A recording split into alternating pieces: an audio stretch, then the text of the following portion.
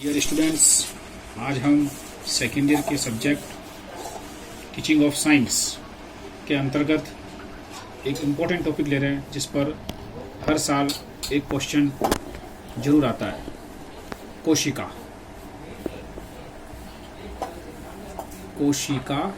Cell. हाँ, कोशिका cell सजीवों की संरचनात्मक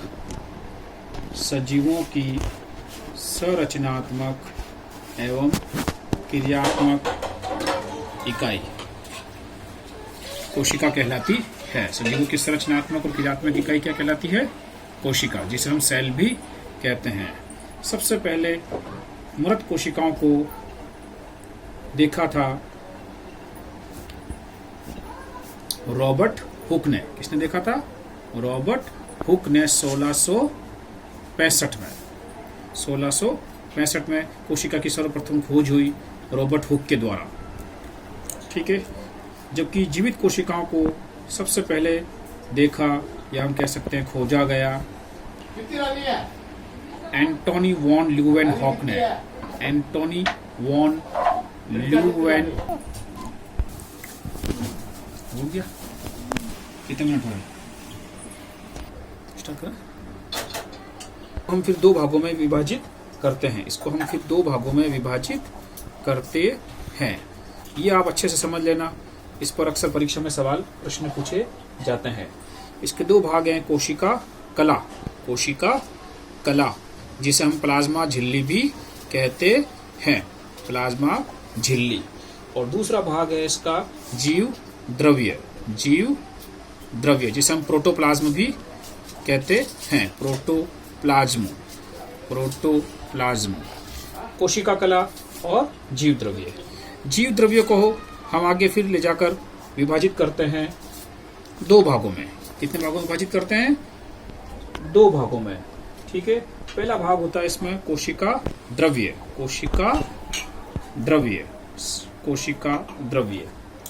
जिसे हम साइटोप्लाज्म भी कहते हैं। और दूसरा इसका इंपॉर्टेंट भाग होता है, वो कहलाता है केंद्रक न्यूक्लियस, जिसे हम कहते हैं केंद्रक न्यूक्लियस। ठीक है। अब कोशिका कला के बारे में थोड़ा सा हम जान लें कि कोशिका कला, प्लाज्मा झिल्ली क्या होती है। इसके बारे में डिटेल से हम फिर बात करेंगे। अभी थोड़ा सा आप शॉर्ट नोट्स के रूप में सुन लें, लर्न कर लें, बार बार सुने ताकि आपको याद हो जाए। कोशिका कला जो होती है वो कोशिका का बाह्य सजीव आवरण होता है।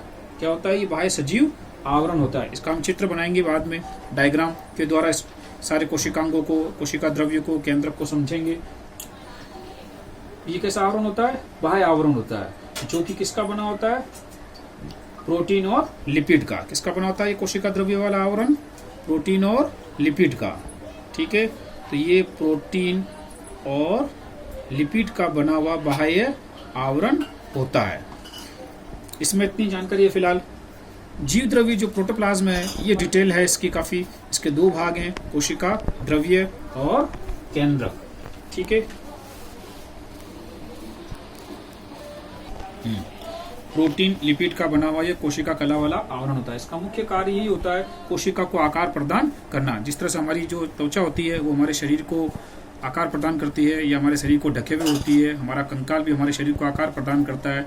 वही कार्य कोशिका कला का कोशिका में होता है। इसके बाद में जो हम इम्पोर्टेंट टॉपिक ले रहे थे वो है जीव द्रव्य प्रोटोप्लाज्म। इसमें कोशिका द्रव्य और केंद्रक दो बहुत ही महत्वपूर्ण भाग हैं। ठीक है।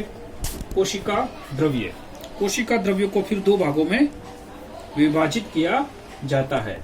एक भाग है कोशिकांग, जिन्हें हम सेल्स ऑर्गन कहते हैं। और दूसरा भाग है मेटाप्लास्ट। दूसरा भाग क्या कहलाता है? मेटाप्लास्ट। वास्तव में कोशिकांग जो होते हैं वो सजीव अंग होते हैं। क्या होते हैं? सजीव अंग होते हैं। देखिए स्टूडेंट्स, हम जो टॉपिक ले रहे हैं, चाहे साइंस में लिया है हमने अभी तक, और भी सब्जेक्ट में भी लिया है हमने, पढ़ा है। हो सकता है कि हम लोग टीचर्स उसको वापस रिवाइज नहीं करें, लेकिन आप इस वीडियो को बार बार रिवाइज करें, सुने, अच्छे से समझें, ताकि आपको जहन में याद हो जाए। मेटाप्लास्ट जो होता है वो निर्जीव भाग होता है, निर्जीव अंग होता है, निर्जीव अंग होता है। दो भाग हो गए, कोशिकांग और मेटाप्लास्ट। अब इसमें अपन सबसे पहले इंपॉर्टेंट चीज लेते हैं, इनके कौन कौन से कोशिकांग हैं। इसमें हमने सबसे पहले जैसे एक नाम लिया जिससे आप काफी परिचित हैं, कई क्लासेस में आप पढ़ते आ रहे हैं, माइटोकॉन्ड्रिया। डिटेल में हम बाद में अध्ययन करेंगे, अभी फिलहाल शॉर्ट जानकारी ले लें आप इनकी। माइटोकॉन्ड्रिया किसे कहते हैं? माइटोकॉन्ड्रिया क्या कहते हैं? माइटोकॉन्ड्रिया को किस नाम से जाना जाता है? माइटोकॉन्ड्रिया को कोशिका का शक्तिगृह, क्या कहते हैं इसको हम? कोशिका का शक्तिगृह, पावर हाउस जिसे कहा जाता है। इसके बाद में दूसरा जो कोशिकांग है वो है गोल्जी काय। गोल्जी काय, गोल्जी काय। इसका नाम गोल्जी काय इसलिए रखा गया क्योंकि कैमिलो गोल्जी नामक वैज्ञानिक ने इसकी खोज की थी, इसलिए इसका नाम हो गया गोल्जी काय, गोल्जी बॉडीज। ठीक है। तीसरा कोशिकांग है अंतःद्रव्य जालिका, अंतःद्रव्य जालिका, एंडोप्लाज्मिक रेटिकुलम, ER। ठीक है। ये दो प्रकार की होती है, चिकनी अंतर्द्रव्य जालिका और दानेदार अंतर्द्रव्य जालिका। चिकनी अंतर्द्रव्य जालिका में राइबोसोम के कण नहीं पाए जाते हैं और दानेदार अंतर्द्रव्य जालिका में राइबोसोम के कण पाए जाते हैं। इनके हम अलग अलग चित्र बनाएंगे और समझेंगे। अभी आप थोड़ा सा थ्योरिकल दृष्टि से इसको समझें और सुनें। चौथा पॉइंट आता है हमारे सामने, लाइसोसोम। ये भी आप इसको आत्मघाती थैली भी कहा जाता है। क्या कहा जाता है इसको? आत्मघाती थैली, क्योंकि इसमें स्वयं को पाचित करने की क्षमता होती है। इसमें जो एंजाइम पाए जाते हैं वो वास्तव में विघटनकारी होते हैं और इसी कोशिका का वो अपनी ही कोशिका का स्वयं पाचन कर लेते हैं, इसलिए हम इसे आत्मघाती थैली भी कहते हैं। पांचवा जो कोशिकांग आता है उसमें सबसे खास बात यह है कि राइबोसोम नाम का ये कोशिकांग जो है वो पूरी कोशिका में बिखरा होता है। ठीक है। राइबोसोम नाम का ये कोशिकांग, ठीक है, ये अलग अलग प्रकार के होते हैं। 70S 80S प्रकार के राइबोसोम अलग अलग जगह पर पाए जाते हैं। इसके बाद में एक कोशिकांग और आता है तारक काय, जिसे हम सेंट्रोसोम भी कहते हैं। और एक कोशिकांग आखिर में आता है लवक।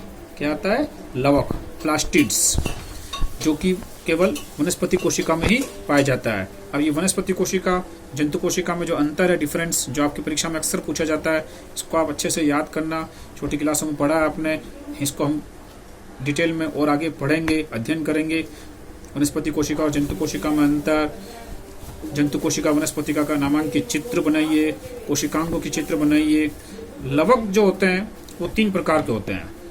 अवर्णी लवक जिनमें कोई कलर नहीं होता, वर्णी लवक जिनमें कलर्स होते हैं, और एक आता है हरित लवक, हरित लवक, जिसके कारण पौधों का रंग हरा होता है, जिसे हम क्लोरोप्लास्ट भी कहते हैं।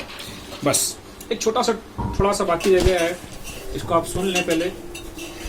मेटाप्लास्ट जो निर्जीव अंग है उसमें जो मुख्य अंग आते हैं वो कौन कौन से हैं? इसमें आते हैं एक तो रसधानियां, रसधानियां। दूसरा आते हैं इसमें वसा की बूंदें, वसा की बूंदें। और तीसरा आता है ग्लाइकोजन, ग्लाइकोजन, ग्लाइकोजन। और चौथा आता है इसमें स्टार्च के कण, मंड के कण इसमें आते हैं। मेटाप्लास्ट में निर्जीव अंग है जो कि इसमें ये आते हैं। इसके बाद में एक छोटा सा हमारा रह गया केंद्रक। केंद्रक जो वनस्पति कोशिका और जंतु कोशिका दोनों में पाया जाता है, मध्य में, किनारे पर, और इसमें भी कुछ अन्य विशेष कोशिकांग पाए जाते हैं। केंद्रक के चारों जो झिल्ली होती है उसे हम कहते हैं केंद्रक झिल्ली। क्या कहते हैं उसे हम? केंद्रक झिल्ली। ठीक है। और केंद्रक झिल्ली के अंदर जो द्रव होता है उसे हम कहते हैं केंद्रक द्रव्य, उसे हम कहते हैं केंद्रक द्रव्य। और सबसे इंपॉर्टेंट चीज इसमें पाई जाती है गुणसूत्र, सबसे इंपॉर्टेंट चीज इसमें पाई जाती है गुणसूत्र, क्रोमोसोम्स। ठीक है, क्रोमोसोम। इसके अलावा इसमें DNA और RNA भी पाए जाते हैं। आपको ये याद रखना है कि DNA से पहले RNA का निर्माण हुआ। और इसके बाद में एक और इसमें चीज पाई जाती है केंद्रिका। क्या पाई जाती है इसमें? केंद्रिका, न्यूक्लियोलस। ठीक है, इसके बारे में डिटेल में बाद में अध्ययन करेंगे। तो स्टूडेंट्स, आपको ये वीडियो कैसा लगा इसको आप अच्छे से समझना, सुनना, अक्सर परीक्षा में प्रश्न आता है, और कुछ परेशानी हो इसमें पूछना हो तो आप मुझे कॉल कर सकते हैं। और बार बार इसको रिवाइज करें, समझें। अच्छा टॉपिक है, इजी टॉपिक है, अच्छा से कंठस्थ किया जा सकता है। तो ये सजीवों की संरचनात्मक क्रियात्मक इकाई हो गई कोशिका, और ये इसके प्रकार हो गए, डिवीजन हो गए, खोज हो गई। अब इन कोशिकांगों की खोज किन वैज्ञानिकों ने की, इनकी रचना कैसी है, कोशिका की बनावट कैसी है, इंशाअल्लाह इसका अध्ययन हम आगे आने वाले डेज में करेंगे। अस्सलाम वालेकुम।